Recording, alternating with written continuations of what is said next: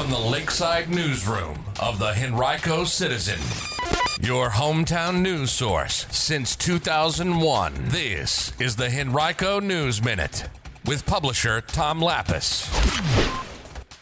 Policy changes by the Henrico School Board could mean less homework overload for students, and Henrico commits $900,000 to a new homeless shelter.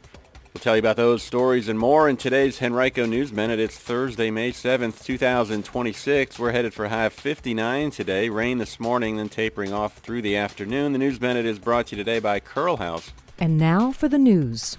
On June 11th, the Henrico School Board is scheduled to vote on proposed changes to policy that would set more limits on how much homework can be assigned and how much weight homework will have in students' final grades. Other changes would give students with either excused or unexcused absences the opportunity to receive full credit for makeup work if they complete that work within a set time frame. The proposed changes were presented to the school board at its April 30th meeting. Changes to the homework policies would require homework to count as 15% or less of students' final grades in middle and high school and prohibit homework from being graded in elementary school.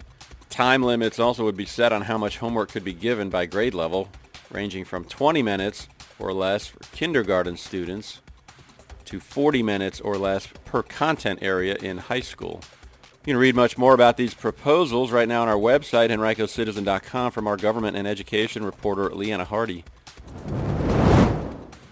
Henrico County is committing $900,000 to the Salvation Army Central Virginia's Center of Hope, a project in Richmond that's designed to expand emergency shelter capacity and connect people and families experiencing homelessness with services and pathways toward long-term stability. The county's commitment began with an allocation of $300,000 during the current fiscal year. The remaining support will be paid annually in installments.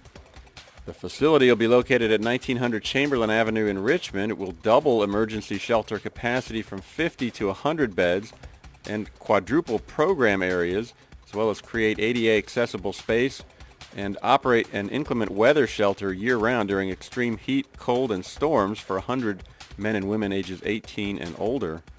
Salvation Army still needs to raise a little less than $1.9 million to make the project a reality, seeking to raise those funds by the end of this year in order to unlock matching funds for the campaign. You can read more at henricocitizen.com.